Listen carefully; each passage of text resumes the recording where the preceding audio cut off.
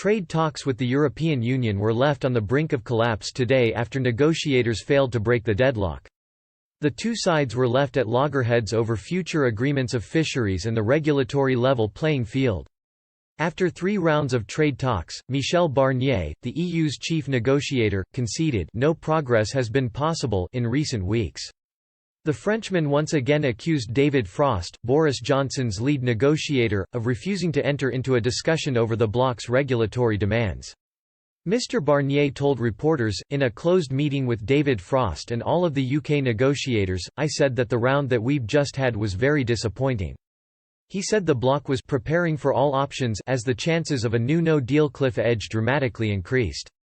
"I'm not optimistic," the Brussels bureaucrat added. "I'm still determined but I'm not optimistic." Senior EU officials fear a deal is no longer possible with British negotiators refusing to compromise.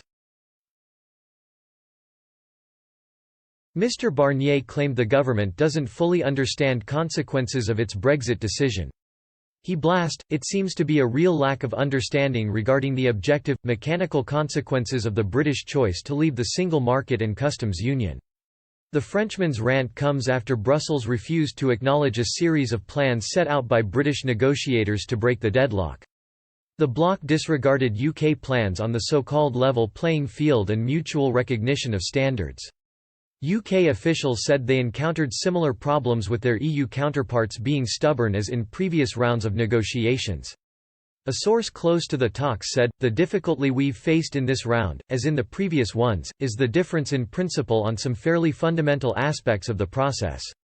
The EU have been pretty clear they can't engage in purposeful discussions in any subject until, as they put it, make progress in that direction on fisheries and the so-called level playing field. They've only engaged sporadically in the proposals in these areas, which makes it hard to see how progress can be made." Both sides are planning one further negotiating round before a high-level meeting between Mr Johnson and EU Commission President Ursula von der Leyen. In another bid to break the deadlock, Mr Frost has agreed to publish a series of draft legal texts to allow European capitals to review his plans. Previously, member states have had to rely on briefings from Mr Barnier for information on the trade talks. Mr Frost hopes this will inject urgency into the discussions and allow Brussels to finally compromise. He said, "It is hard to understand why the EU insists on an ideological approach which makes it more difficult to reach a mutually beneficial agreement. We very much need a change in EU approach for the next round beginning on June 1. In order to facilitate those discussions, we intend to make public all the UK draft legal texts during next week so that the EU's member states and interested observers can see our approach in detail. The UK will continue to work hard to find an agreement, for as long as there is a constructive process in being, and continues to believe that this is possible."